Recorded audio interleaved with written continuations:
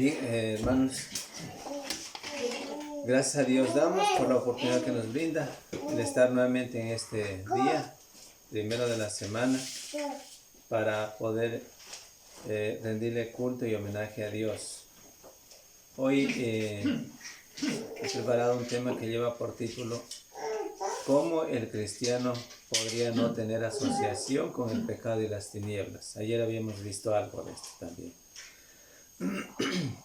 Ahora bien, para ello vamos a leer Efesios capítulo 5 versos 11.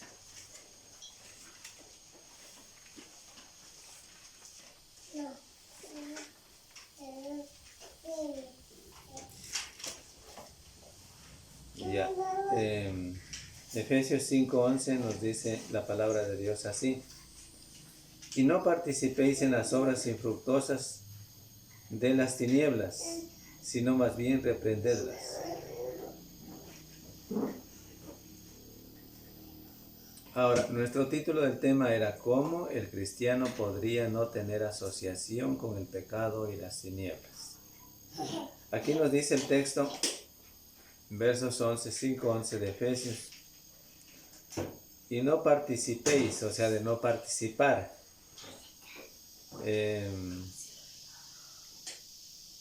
con las obras infructuosas de las tinieblas, sino más bien el cristiano debe reprenderlas, no asociarse también con ellas, porque estas no traen beneficios precisamente para la vida cristiana, sino que perjuicios.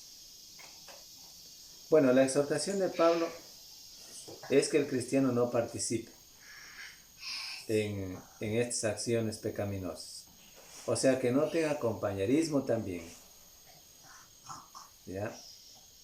No tenga comunión o participación o asociación con ninguna de las cosas estériles de las tinieblas. Eso es lo que está diciendo el apóstol Pablo aquí. Pero para ello también debemos evitar los cristianos. Debemos evitar asociarnos. Debemos evitar acompañarnos. Eso es lo que nos dice también el apóstol Pablo cuando escribió la primera carta a los Corintios, en el capítulo 15, versos 33, que también es un texto que siempre hemos leído. Y ahí dice en 1 Corintios 15, versos 33.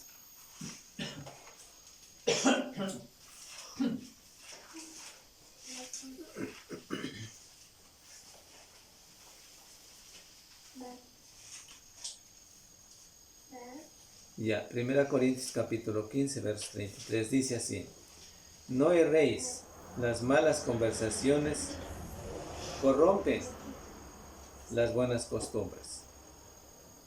Es decir, también que las malas compañías corrompen esas buenas costumbres. Las malas conversaciones con amigos definitivamente que están involucrados permanentemente en el pecado, corrompen o dañan nuestras buenas costumbres. Ya. Entonces, les decía, el apóstol Pablo en la exhortación, como ya vimos, es que no participemos los cristianos. Y de hecho que no debe participar ninguno, nadie, ¿ya? En la asociación de esta clase de cosas que involucran acciones pecaminosas que son precisamente de las tinieblas, o sea, son pecaminosas. Y para ello les decía, no acompañarse, no tener compañías, como bien dice el texto aquí, no erréis, dice, no, las malas conversaciones, las malas conversaciones corrompen las buenas costumbres. Es de no asociarnos, ¿ya? Ahora bien, ¿qué más podemos decir sobre esto en nuestro tema? ¿Cómo el cristiano podría no tener asociación con el pecado y las tinieblas? Es decir, ¿cómo no podría tener asociación con el pecado y las tinieblas? Aceptando la ordenanza de Dios. aceptando los mandamientos de Dios, poniendo en claro en el corazón, exceptuando en el corazón la memoria de Cristo, o sea, en las enseñanzas. Es decir, haciendo énfasis a la urgencia y a la necesidad para nosotros los cristianos y para todos, incluso los que no son cristianos también, cuanto antes de dar cabida a la palabra de Dios en los corazones y así no participar de las obras infructuosas de las tinieblas. Ya, es una de las cosas importantes para no tener asociación con el pecado de las tinieblas. Aceptar la orden divina o los mandamientos de Dios de no participar en las obras de las tinieblas o en las obras pecaminosas. Como cristianos debemos estar plenamente convencidos de que somos la luz y tenemos que andar en la luz. Tenemos que andar en luz. Para los cristianos debemos estar plenamente convencidos que como hijos de Dios definitivamente tenemos que apartarnos de estas clases de obras que dañan, afectan la vida espiritual y la vida de la salvación, si se quiere entender de esa manera. Efesios capítulo 5, versos 8.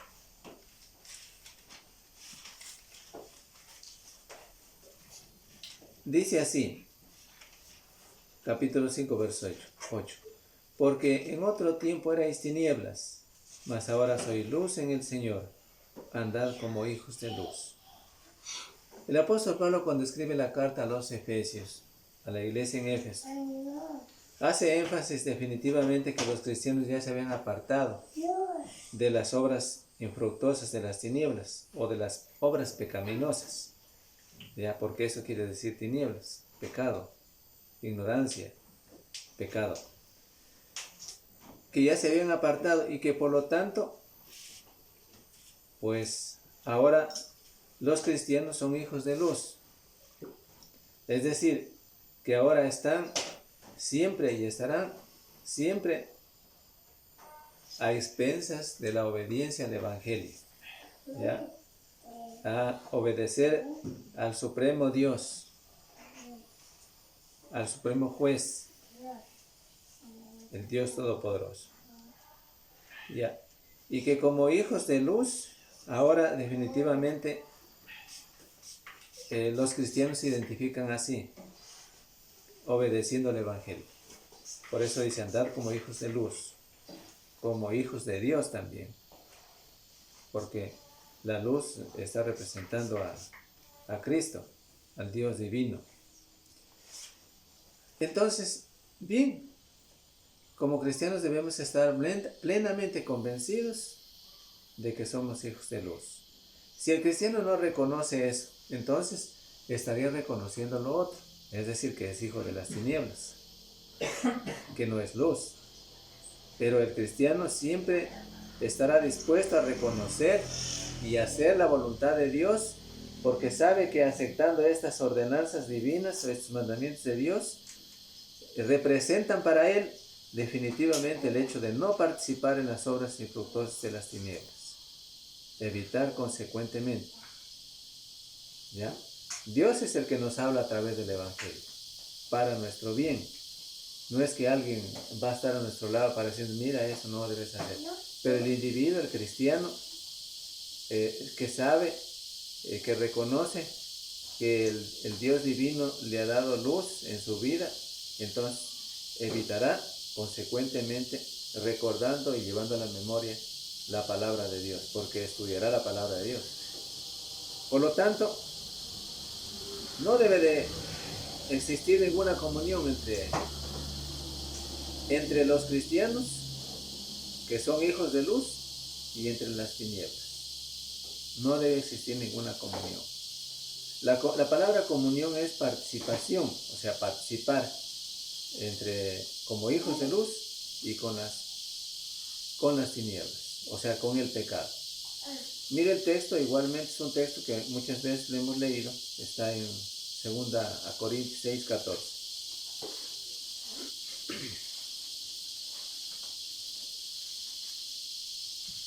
Dice, no os unáis en yugo desigual con los incrédulos, porque ¿qué compañerismo tiene la justicia con la injusticia?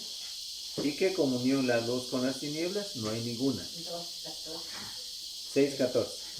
2 Corintios 6:14. La frase no unáis en yugo desigual también significa que no debe haber comunión.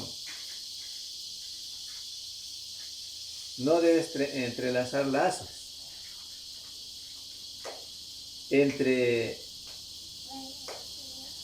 como hijos de luz con las tinieblas, porque no tiene nada en común. No hay comunión, no hay acuerdos entre la luz y las tinieblas. De hecho que si nosotros identificamos bien esta parte, las dos cosas, la luz y las tinieblas se diferencian enormemente. Entre que las tinieblas son tinieblas, noche, oscuridad, y la luz es claridad, visibilidad, ¿no? Donde podemos ver, ¿ya? Entonces hay una diferencia enorme, o sea, no puede, por eso dice aquí el texto que no debe haber comunión entre la luz y las tinieblas, entre los hijos de luz, es decir, entre los cristianos, y entre la amistad con los del mundo que procuran siempre las cosas mundanas. O sea, tiene que evitar. Es uno de los principios, no es el único, por supuesto que no, uno de los principios fundamentales, cómo el cristiano podría no tener asociación con el pecado de las tinieblas. Y si yo necesito de Cristo, ¿cómo puedo evitar el participar o el tener comunión digamos, como hijo de luz que soy, con las tinieblas? Evitar tener comunión con las tinieblas. Eso es lo que nos enseña Cristo. Somos hijos de luz y debemos andar en luz. Eso dice la palabra de Dios también. Primera de Juan 5, 1, Primera de Juan 1, capítulo 1, versos 5 al 7.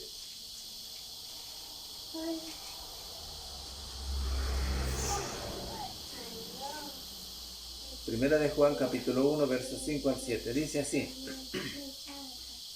este es el mensaje que hemos oído. ¿Cuál es? De Él, del Dios divino, que os anunciamos. Dios es luz, y no hay ningunas tinieblas en Él. Si decimos que tenemos comunión con Él, con Dios, con Cristo, y andamos en tinieblas, mentimos y no practicamos la verdad. Pero si andamos en luz como Él está en luz, tenemos comunión unos con otros, y la sangre de Jesucristo, su Hijo, nos limpia de todo pecado. Estas frases que encontramos en este texto, es importante que lo pudiéramos entender. Declarando la palabra de Dios, que como hijos de luz debemos andar en luz, que como hijos de Dios debemos andar obedeciendo siempre al Evangelio de Cristo. Es lo que nos queda el resto de la vida después que hayamos creído en el Evangelio. Obedecer a Cristo. ¿Ya? En muchos de los casos, cuando nos convertimos al Evangelio, las amistades mundanas que teníamos ya no están. No digo en muchos de los casos, en todos los casos, porque las amistades mundanas ya no nos asociamos con ellos precisamente. Ya De hecho, que no quiere decir que no nos podemos juntar con ellos para hablarles el Evangelio, sí podemos. Pero ya no nos juntamos para participar en las acciones de las tinieblas o en los actos pecaminosos. ¿Ya? Y eso les parece extraño también a ellos, que nosotros andemos distanciados en ese sentido con ellos. ¿Ya? ¿Les parece extraño? Cierto que es extraño. Pero para el cristiano, como cristiano, ahora debe saber definitivamente que debe obedecer a Cristo, únicamente. Si ellos, pues, no me oyeron y no me quieren oír las buenas nuevas del Evangelio, pues allá ellos, en otras palabras, seguirán en sus actividades de tinieblas. Pero lo que sí debo entender, que como cristiano, debo evitar las malas compañías. Proverbios 1:10 hasta el 19 podemos leer. El libro de Proverbios es un libro que tiene mucha enseñanza para nosotros, para todos.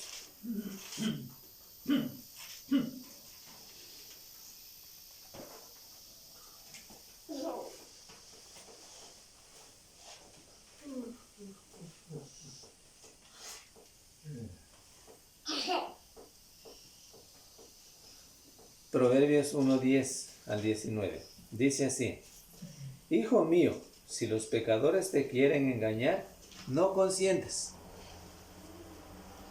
Nos detenimos un ratito ahí. El cristiano es inteligente. El individuo generalmente en el mundo se cree inteligente, sabio, porque hace ciertas actividades pecaminosas. Pero no es nada sabio, no es nada inteligente. Pero la Biblia sí nos enseña que es inteligente el cristiano que evita estas acciones pecaminosas. Hijo mío, dice, si los pecadores te quieren engañar, no consientas, no consentir. No permitir que sea engañado o que seas engañado. Y el verso 11, si dijeren, ven con nosotros, pongamos acechanzas para derramar sangre, acechemos sin motivo al inocente, no consientas. ¿No? ¿Cuántos males de estas el hombre las hace, o sea, las practica definitivamente, e incita a otros a hacer? El cristiano, por consiguiente, como hijo de luz, como hijo de Dios, no practica, no se deja engañar, es sabio, entendido en la materia, en lo que corresponde al Evangelio, para desde ahí tener una posición de firmeza el cristiano para vencer el mal. ¿Ya? Revestirse y vestirse de la armadura de Dios para vencer el mal. Porque recuerden, no estamos combatiendo contra fuerzas que se ven. O sea, quiero decir que ante un imperio, ante un reino terrenal, ¿sí? Sino ante el pecado, las fuerzas del mal, ¿ya? Pero que con Cristo el cristiano sí puede vencer, porque no está solo. Porque ahora el cristiano es hijo de luz. El cristiano con Cristo vence el mal, o sea, vence al mal, ¿sí? Entonces, el cristiano debe evitar las malas compañías. Hasta ahí. ¿Qué dice el verso 12? Siguiendo adelante. Lo que dicen los que practican el pecado: los tragaremos vivos como el Seol, y enteros como los que caen en un abismo. Hallaremos riquezas y toda clase.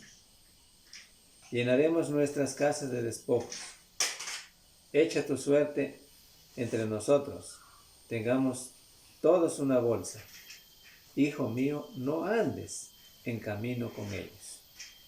No andes en camino con aquellos que te incitan al pecado. Eso es lo que dice el texto. Ya.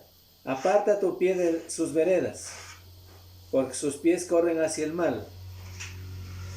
No oír estos consejos, que no son nada sabios, son tontos. Y van presurosos a derramar sangre, porque en vano se tenderá la red ante los ojos de toda ave. Pero ellos a su propia sangre ponen acechanzas, y a sus almas tienden lazo. Es el lazo sobre su propia alma. Tales son las sendas de todo el que es dado a la codicia, la cual quita la vida de sus poseedores. Ahí está. Es decir, hacer esta clase de pecados, vivir en esta incertidumbre de pecados, es lazo sobre sus propios cuellos. Eso es la verdad. Ahora bien, que el pecado atrae porque ofrece una vía rápida hacia la prosperidad, sin duda sí lo es así. Eso también el cristiano debe entender que sí es así. Y nos hace sentir como si fuéramos uno de la multitud más. ¿Ya?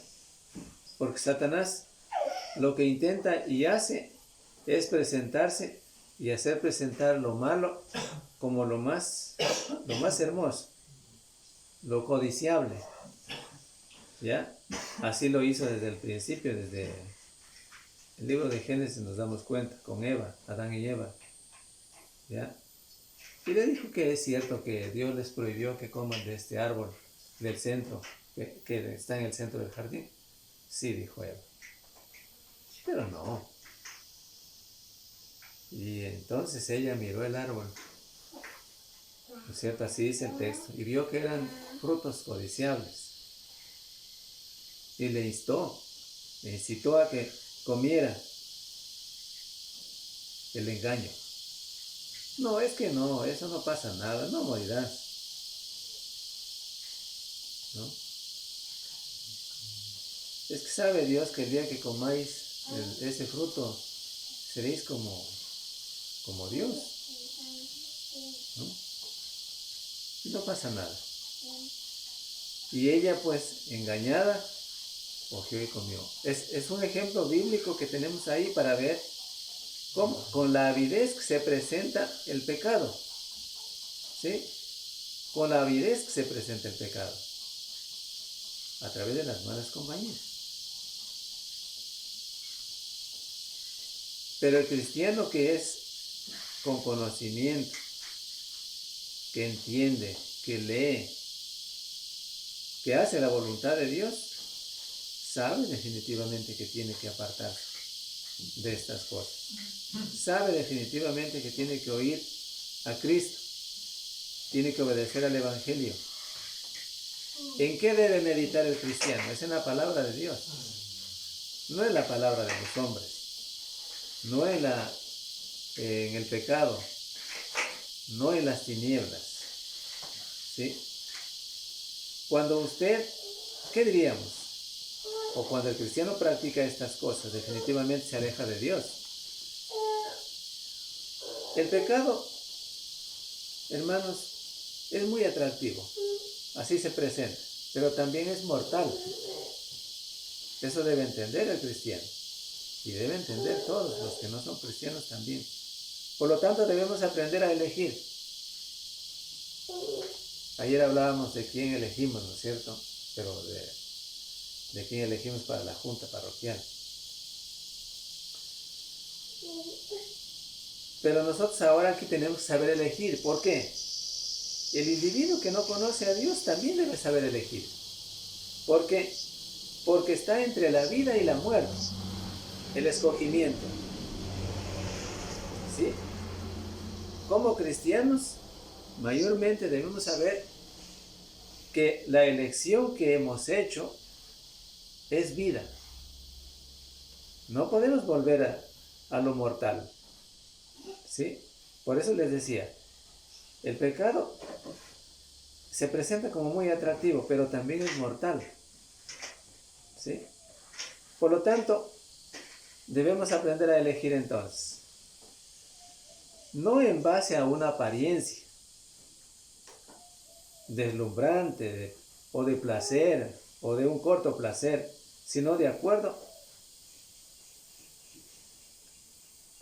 aquí a la voluntad de Dios.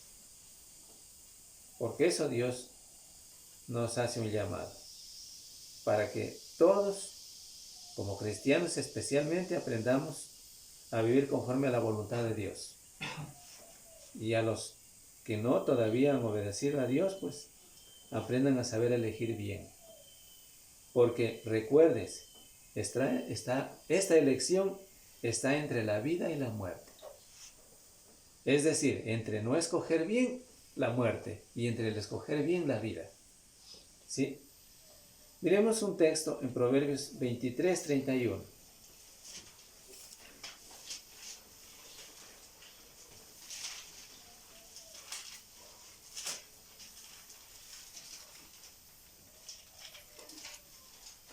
Dice así: no mires al vino cuando rojea, cuando resplandece su color en la copa.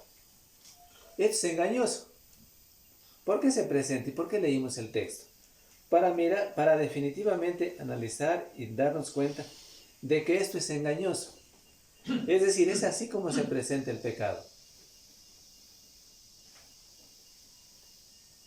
¿Qué hace cuando recibe una copa el que toma? Con qué gusto, ¿no es cierto? Con qué aprecio, con qué sonrisa. Y no sabe que ahí está el veneno. Imagínense. No mires al vino cuando rojea, cuando resplandece, su color en la copa. ¿Porque esto qué es? En otras palabras, morderá, dice el texto más adelante. El pecado, como ya dijimos antes, al presentarse muy atractivo, pero también debe saber el cristiano que es de carácter mortal. ¿Ya? La elección es importante.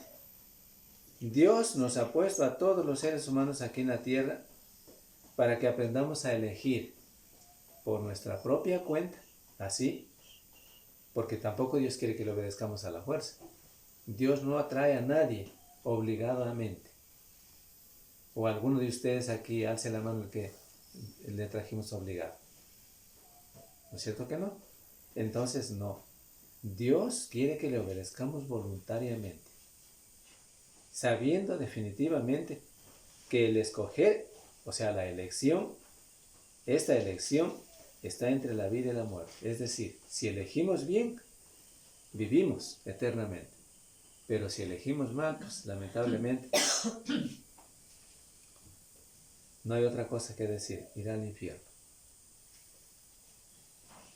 El cristiano sabio y sensato debe evitar a quienes quieren incitarlo a realizar actividades que no son lícitas, que son ilícitas. No podemos ser víctimas de estas malas cualidades, de estas malas cosas. No podemos ser víctimas de amigos del pecado. No podemos ser amigos del pecado, diríamos en otras palabras, sin esperar que se afecte nuestra vida. Nunca. Se va a afectar. Ahí está en Proverbios capítulo 4, versos 14.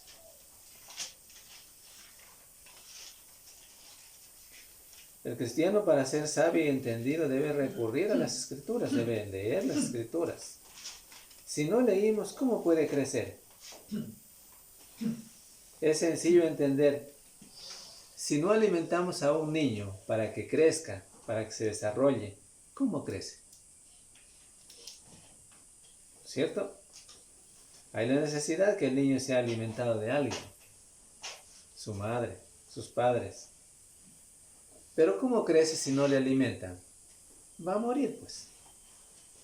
se va a morir, se va a enfermar y se va a morir. Cristo, Él nos alimenta. Cuando nosotros leímos las Escrituras, escuchamos las Escrituras, escuchamos su palabra, su evangelio. Pero si nosotros no alimentamos a nuestra alma, vamos a morir. Como cristianos también vamos a morir espiritualmente. Ahora bien, en Proverbios 4:14 dice: no entres por la vereda de los impíos, o no andes, ni vayas por el camino de los malos, ¿por qué? Porque no puede esperar andar con ellos definitivamente y ver que no le afecta en su vida. Le va a afectar.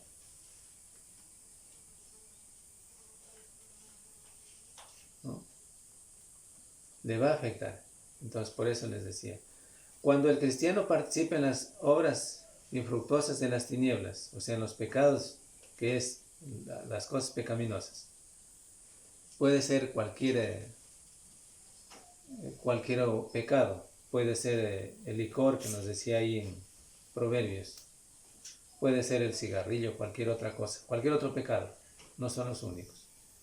Cualquier otro pecado, como los descritos, por ejemplo, en Efesios. Efesios capítulo 5, versos 3 al 7. Ahí describe algunos pecados.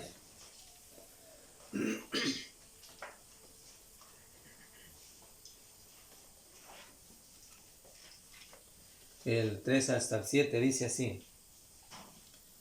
Dice: pero fornicación y toda inmundicia o avaricia, ni aun se nombre, dice, entre vosotros como conviene a santos. Ahora nos detenemos ahí un momentito.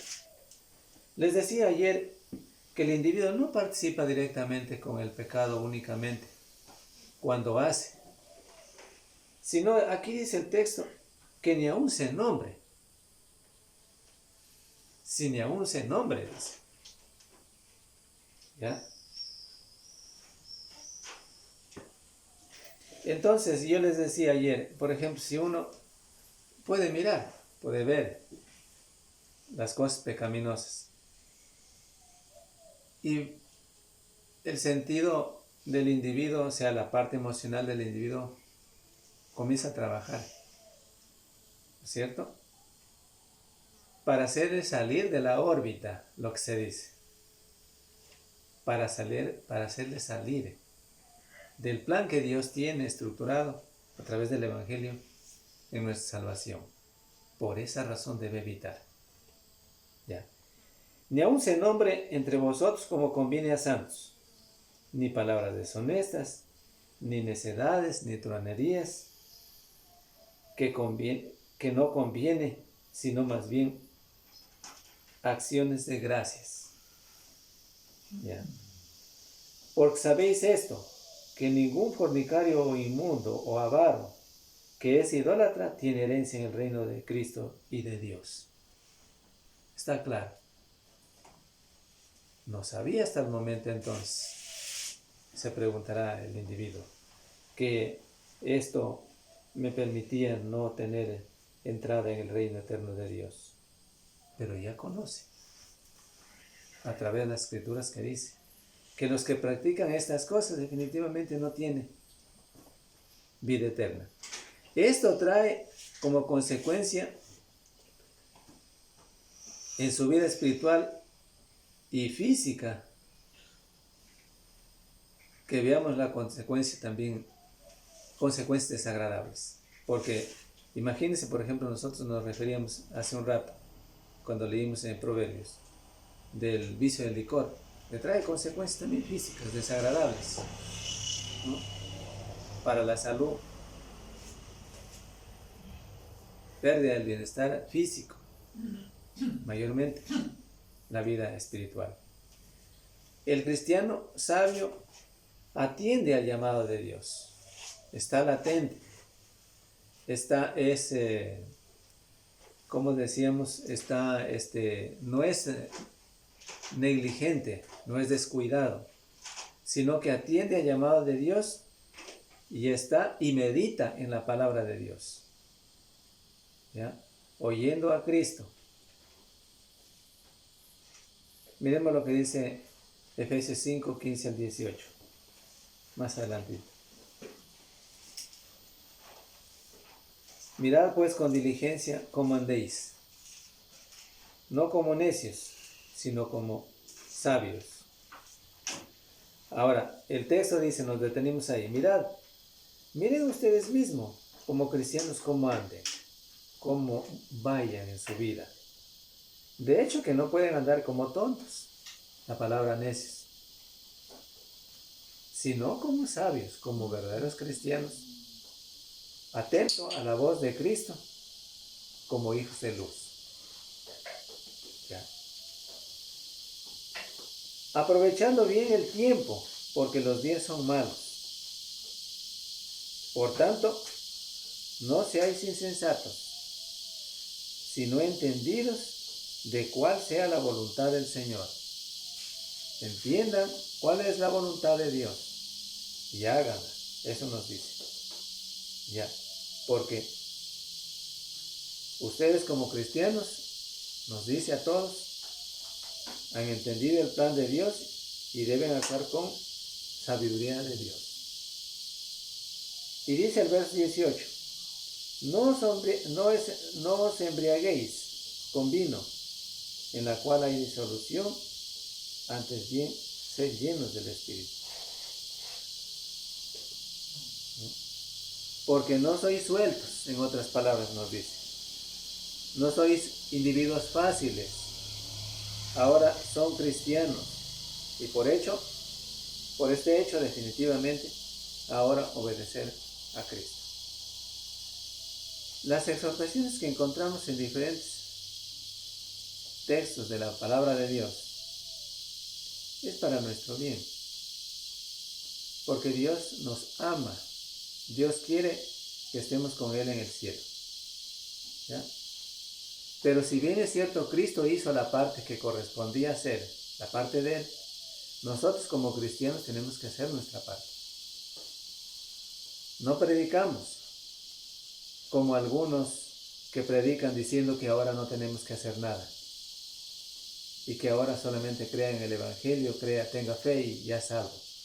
No, porque la Biblia sí nos enseña que si bien es cierto, Cristo, Él hizo su parte en la hora de la salvación para el hombre, muriendo en la cruz, dándonos la oportunidad para la salvación, ahora tenemos que hacer nuestra parte, es decir, obedecer a través del Evangelio, rehuyendo al pecado, apartándonos, siendo hijos de luz, apartándonos de las tinieblas, o sea, del pecado, es lo que dice.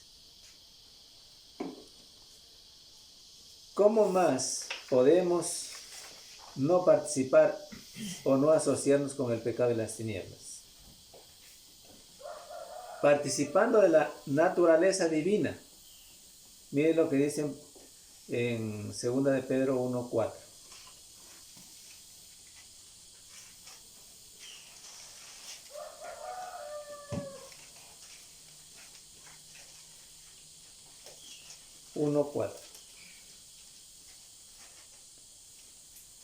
Dice así: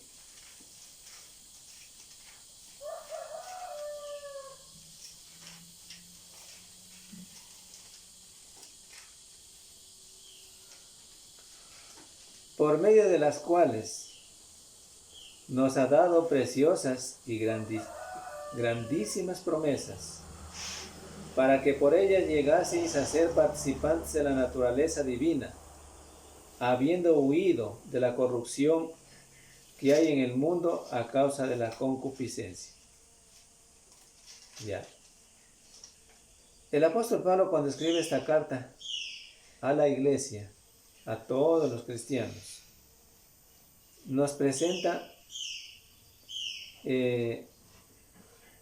la forma de cómo participamos los cristianos de la naturaleza divina, que venimos precisamente a ser parte del Dios divino, de la familia de Dios, que venimos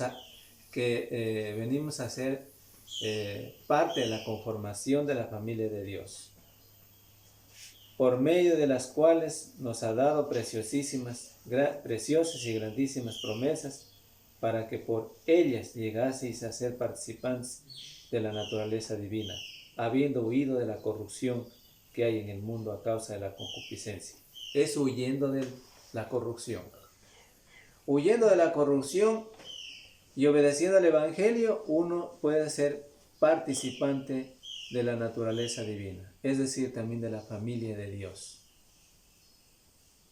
Que Dios quiere, así como Él no fue pecador, porque Cristo no murió en la cruz por pecado alguno, o sea, no porque Él había pecado, sino por causa de nuestros pecados. Y Él es luz para que nosotros sigamos siendo luz cuando obedecimos al Evangelio. Entonces, de esa manera, huyendo de la corrupción que hay en el mundo, seguimos y venimos a participar de la naturaleza divina. Es decir, cuando creímos en el Evangelio, cuando nos oímos, oír, creer, arrepentirse, confesar y bautizarse, nos hemos bautizado para perdón de pecados, definitivamente, obedeciendo estos pasos o estos mandamientos, entonces hemos venido a ser parte de la naturaleza divina.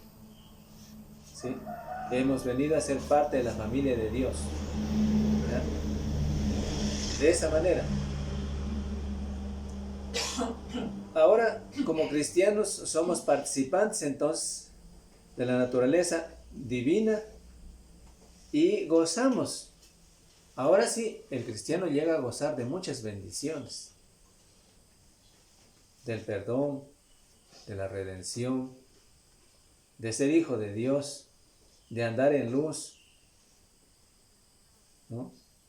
De participar enrumbándonos definitivamente a alcanzar la promesa hecha por Cristo a los que le obedecen, el cielo. Pero tenemos que hacer nuestra parte.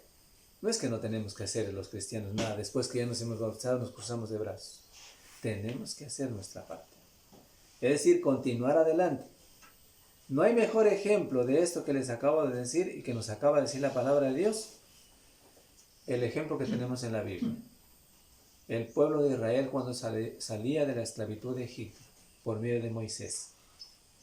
Ellos salían para tomar posesión de unas tierras físicas, que eran símbolo también del cielo. Ya, las tierras de Canaán. Pero para llegar a esas tierras de Canaán donde estaban habitadas y que había muchas cosas, muchas plantas, muchas plantaciones, donde ellos se iban a aprovechar, se iban a beneficiar, tenían una ardua tarea. ¿Sí? Porque no es que simplemente salían de Egipto y ya tomaban posesiones de las tierras de Canaán, no. Tenían que vencer obstáculos, tenían que vencer a los enemigos. De hecho que habían guerras también. ¿Sí? Pero vencer al enemigo. La guerra con el enemigo. Y así, para recién tomar posesión de las tierras de Canaán. Así también, como les decía, es el mejor ejemplo bíblico que tenemos para nosotros. Como cristianos, tenemos que luchar fervientemente, consecuentemente, cada día de nuestra vida aquí en la tierra, con Cristo, para vencer el pecado, para vencer al mal y para poder entonces estar en el cielo con Cristo un día. ¿Sí? Entonces hay un ejemplo importantísimo ahí para podernos dar cuenta cómo debemos luchar, qué debemos, sí tenemos que hacer. No es simplemente ya nos bautizamos y ya nos quedamos cruzados de brazos. Tenemos que hacer. Por eso, no se descuide, no se olvide que la mejor oportunidad de poder llenarse del conocimiento de Dios es mientras ahora puede leer usted y yo, para evitar el pecado, para luchar contra el mal. Ahora, a través de los estudios, a través del culto, de adoración a Dios, No es que no tiene nada que hacer. Usted inició, haga y termine la carrera completa. La vida cristiana también es una carrera. Me refiero exclusivamente cuando usted piensa que va a poner a un hijo a estudiar y para alcanzar una carrera de estudio. Así también aquí. Es también una carrera. Para graduarnos. Lo único que aquí no recibimos un cartón con título. Porque Cristo nos lo da. ¿Sí? Pero aquí no recibimos un cartón de nadie. Pero nuestra lucha debe ser consecuente. Listos, preparándonos cada día. No es que no tenemos nada que hacer. Hay que leer la Biblia. Hay que esforzarnos, hay que sacrificarnos también. Si se quiere, hay que levantarnos muy de mañana para leer. Es una buena manera para poder leer las Escrituras. ¿Sí? Pero ore a Dios también. No diga que está cansado, porque usted tiene que dar la oportunidad. Darse a usted mismo la oportunidad para Dios. ¿Sí? Leyendo las Escrituras. Hágalo, porque esto es lo agradable a Dios y agradable también para su vida, porque así está alimentando su vida espiritual y está luchando cada día contra el mal con Cristo para alcanzar el cielo, como el pueblo de Israel luchó consecuentemente para alcanzar las tierras de Canaán. Ahora bien, para seguir participando de la naturaleza divina, debe poner toda diligencia. Ya les dije, ¿no? Ya dijimos. Ya que Dios ha hecho su parte, ahora nos toca hacer la nuestra. Nuestra parte, poniendo todo empeño para suplir estas cualidades en nuestra vida como cristianos. ¿Cuáles cualidades? ¿Ya? Segunda de Pedro 1, 5 al 7. ¿Cuáles cualidades? 1, 5 al 7. Ya las leímos. ¿No es cierto? Ya. ¿Y qué más? Desde el 8 entonces. Desde el 8 en adelante, 8 al 10. ¿Ya? Porque si estas cosas están en vosotros y abundan, no os dejarán estar ociosos, ni sin fruto en cuanto al conocimiento de nuestro Señor Jesucristo. Pero el que no tiene estas cosas, tiene la vista muy corta, es ciego, habiendo olvidado la purificación de sus antiguos pecados. El cristiano debe divisar lo más largo, lo más adelante, lo que está más adelante. ¿Ya? ¿Qué quiere decir esto? Al tener la vista corta, solo mira hasta su nariz. Pero las cosas, tener la vista y no ser ciego, y tener una vista de largo alcance, es mirar las cosas espirituales. Y las cosas espirituales están aquí en la Biblia. Convénzase de eso. Lea. Entonces, como yo les dije antes, lea porque es importante. Y así se llenará de ese conocimiento de Dios y evitará no tener asociación con el pecado de las tinieblas.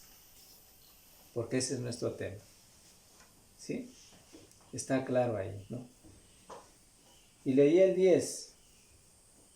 Por lo cual, hermanos, tanto más procurad sed firmes vuestra vocación y elección. Porque haciendo estas cosas no caeréis jamás. ¿Ya? Porque eligió bien. ¿Sí? Eligió a Cristo. Eligió la salvación. Y la vocación hacia Cristo, hacia el Dios divino. ¿Sí? Porque el cristiano debe tener gran interés, gran deseo, fervientemente, de servirle y de llenarse del conocimiento de Cristo, leyendo las Escrituras. Ya no voy a leer otro libro cualquiera, una revista como de Condorito, que más antes había, me acuerdo. Ahora leo la Biblia. ¿Ya? Ahora bien, ¿Cuántos de los presentes estamos practicando esta ordenanza o estos mandamientos de no participar en las obras infructuosas de las tinieblas? Nos preguntamos, debemos hacernos preguntas. ¿Cuántos hemos huido de la corrupción del mundo? Si hay entre nosotros un invitado, de hecho que han habido a veces, ¿no?, personas que han estado con nosotros aquí, ¿ya? Y ahora también hay, ¿ya? Pero este mundo, debemos decirnos a todos, y debemos decir a todos, el mundo no trae nada de bueno, hablando del mundo carnal, no trae de bueno para el hombre, solamente trae perjuicios, ¿sí? Pero Cristo, quien nos hace un llamado a todos a través de la palabra de Dios, nos trae grandes beneficios. Porque Cristo nos hace un llamado para que obedezcamos su evangelio, porque Él quiere bendecirnos ricamente. Es una de las cosas importantes. Él nos ha llamado también para que seamos participantes de la naturaleza divina, seamos parte de la familia de Dios. ¿Se da cuenta? De hecho, que todas estas cosas debemos recordar, todos los cristianos, para entender con mucha claridad cómo el cristiano podría no tener asociación con el pecado y las tinieblas. Eso es, definitivamente. Hermanos, este es el tema que puedo compartir con ustedes esta mañana. Espero que lo hayan podido entender. Y vamos a darle paso a nuestro hermano. Continuar con la cena. Gracias.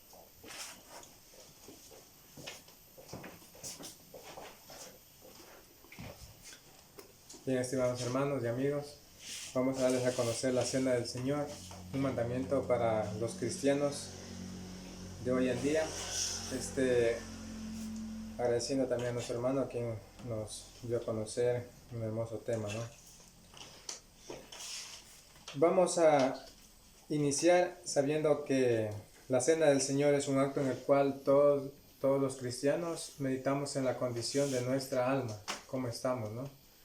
Hoy es el día para reflexionar. Dios ha ordenado que el primer día de la semana sea el día en el cual reflexionemos, ¿no?, sobre la condición de nuestra alma. También es importante recordar y el punto principal de este día es que nosotros venimos a recordar la muerte, sepultura, resurrección y también su pronta venida. También es importante que nosotros sepamos de que nosotros, ¿por qué venimos a la iglesia?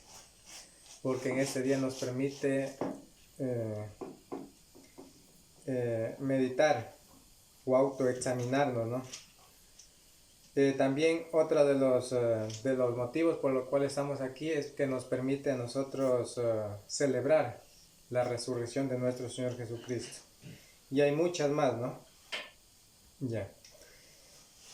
Para iniciar les invito a leer Lucas 22, 13 hasta el 25.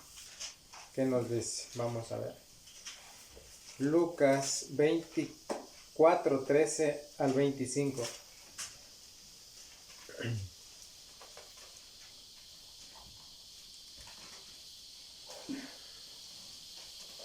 Dice así: dos de ellos iban en el mismo día a una aldea llamada Emaús, que estaba a 60 estadios de Jerusalén.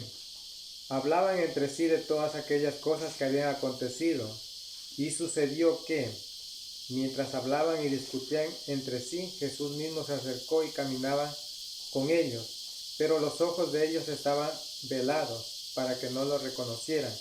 Él les dijo: ¿qué pláticas son estas que tenéis entre vosotros mientras camináis, y por qué estáis tristes? Respondiendo uno de ellos, que se llamaba Cleofás, le dijo: ¿eres tú el único forastero en Jerusalén que no has sabido las cosas que en ella han acontecido en estos días? Entonces él les preguntó: ¿qué cosas?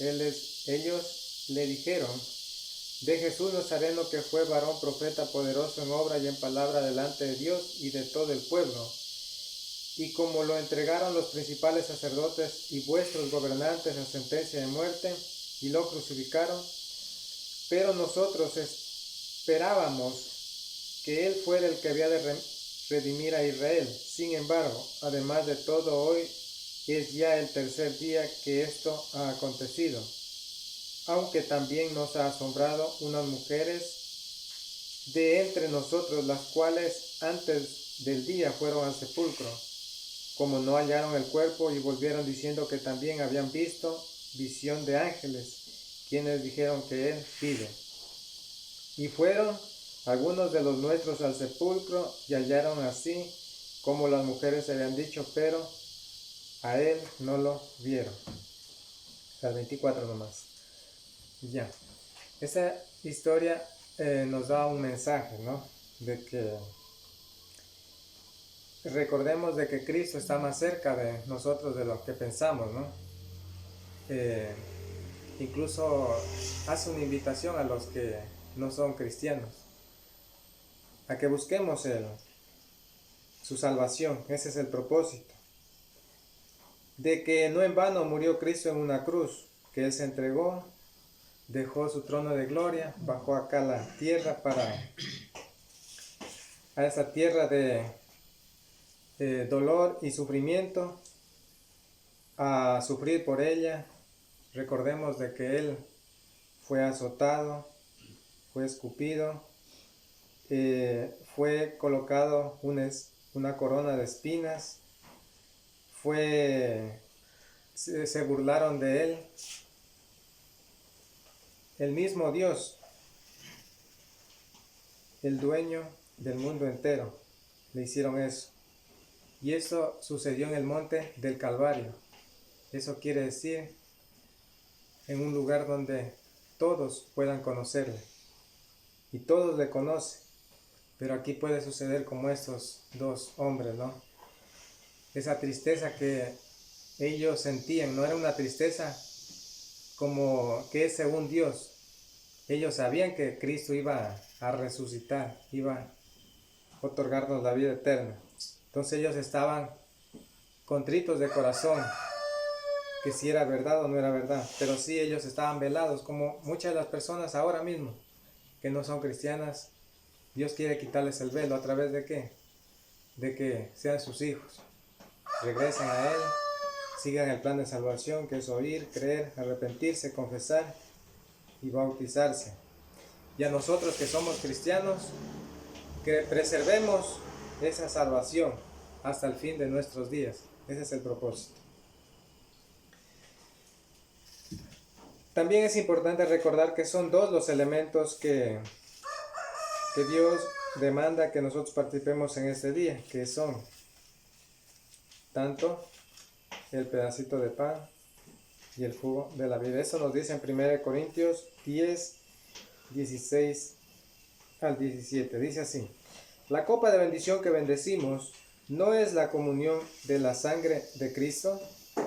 El pan que partimos no es la comunión del cuerpo de Cristo.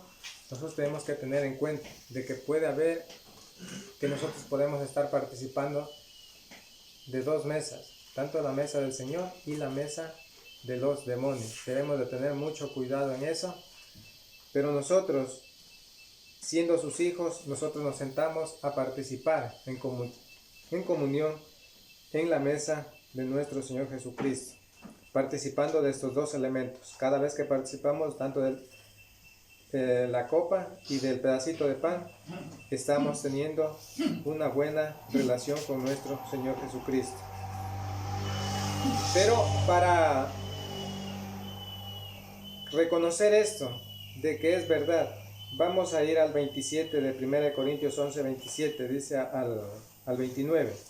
De manera que cualquiera que coma este pan o beba esta copa del Señor indignamente, será culpado del cuerpo y de la sangre del Señor. Por tanto, pruébese cada uno a sí mismo y coma así del pan y beba de la copa. El que come y bebe indignamente, sin discernir el cuerpo del Señor, juicio come y bebe para sí. Algo importante aquí que repite dos veces es la palabra indigno. ¿Qué es ser indigno? Es no estar apto es echar de menos a un acto tan sagrado como es la cena de nuestro Señor Jesucristo, ¿no? Eso es lo que Dios no quiere. ¿Cómo hacemos de menos? Por ejemplo, tenemos a algún amigo que nos invita a nosotros a un banquete, ¿no? Una fiesta. Ya. Y de pronto nosotros somos extraviados, somos rebeldes, somos contenciosos. Entonces obviamente no somos aptos para esa boda, sería, ¿no? Asimismo, ¿cómo somos aptos? Cuando siempre andamos en la voluntad de Dios, ¿no es cierto? Entonces ahí participamos como nuestro Señor Jesucristo desea, ¿no?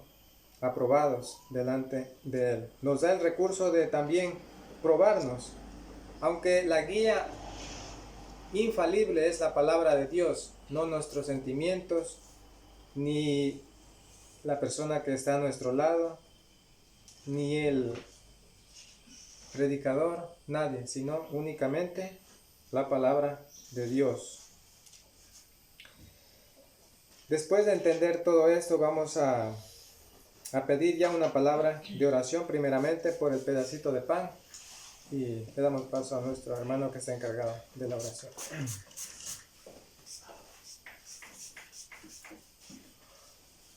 Demos gracias, hermano. Bendito Señor que estás en el cielo, te damos las gracias, Padre, por este pan, el cual representa la comunión del cuerpo de Cristo. Gracias te damos, Señor, en el nombre de Cristo Jesús, nuestro Salvador. Amén. Amén. Amén.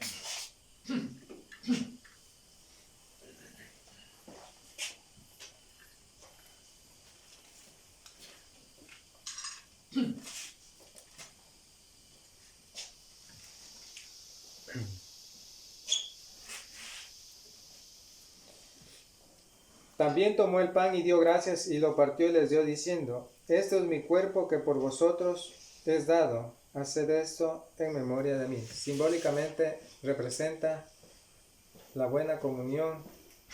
Este representa el cuerpo de nuestro Jesucristo y la buena comunión con Él. Si ya tienen todos, hermanos, podemos participar.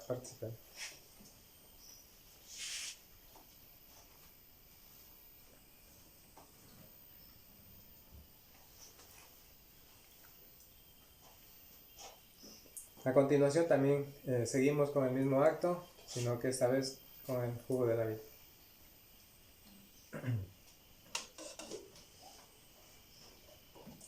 Demos gracias.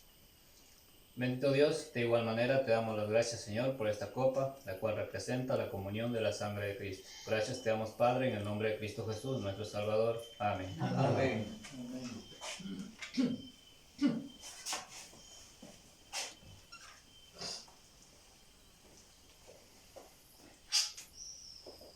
De igual manera, después de haber cenado, tomó la copa, diciendo: esta copa es el nuevo pacto en mi sangre, que por vosotros se derrama. No fue suficiente la muerte de los animales para remisión de nuestros pecados. Vino Cristo y gracias a Él tenemos el rescate de todos. Si ya tienen todos, hermanos, en comunión, gracias a Él, participemos todos.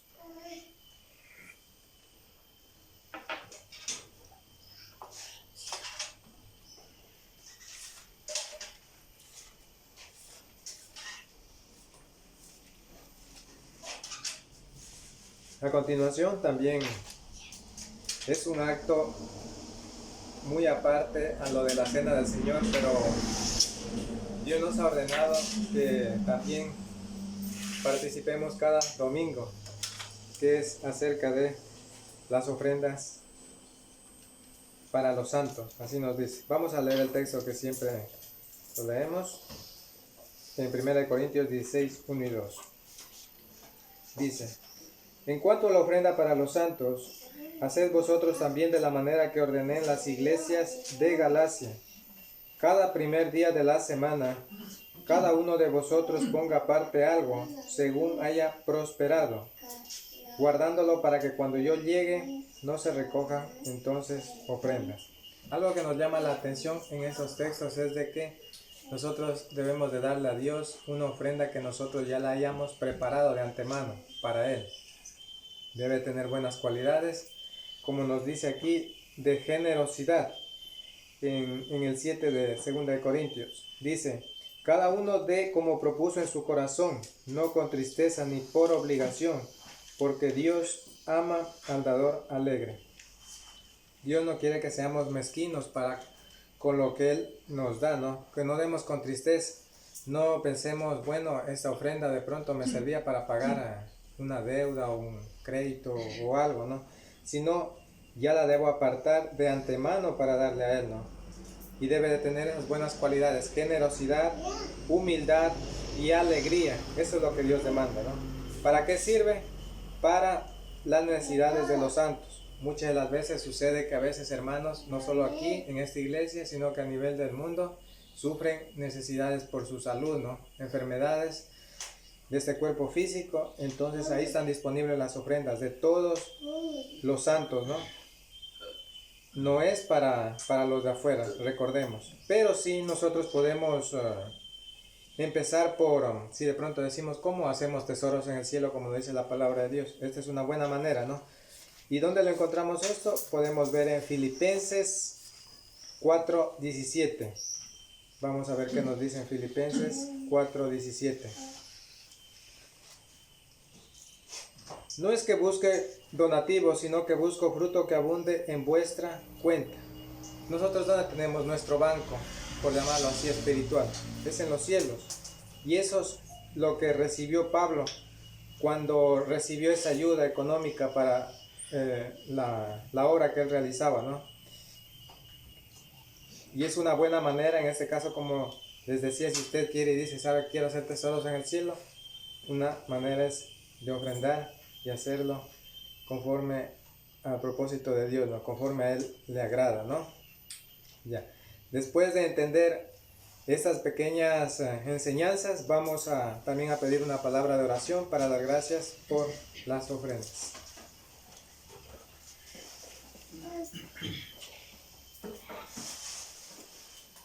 Oremos, Señor. Señor, que estás en el cielo, de igual manera te rogamos que bendigas esta ofrenda, Señor, la cual cada uno de tus hijos ha dispuesto en su corazón, bendito Dios, para beneficio de tu iglesia. Gracias te damos, Señor, en el nombre de Cristo Jesús, nuestro Salvador. Amén. Amén. Ofrendas, Ofrendas, quiere Jesús que le demos. Ofrendas, ofrendas, ofrendas de puro amor. Ofrendas, ofrendas, quiere Jesús que le demos. Ofrendas, ofrendas, ofrendas de puro amor. Para finalizar el culto de oración, le damos paso al hermano Darwin, quien dirige las alabanzas.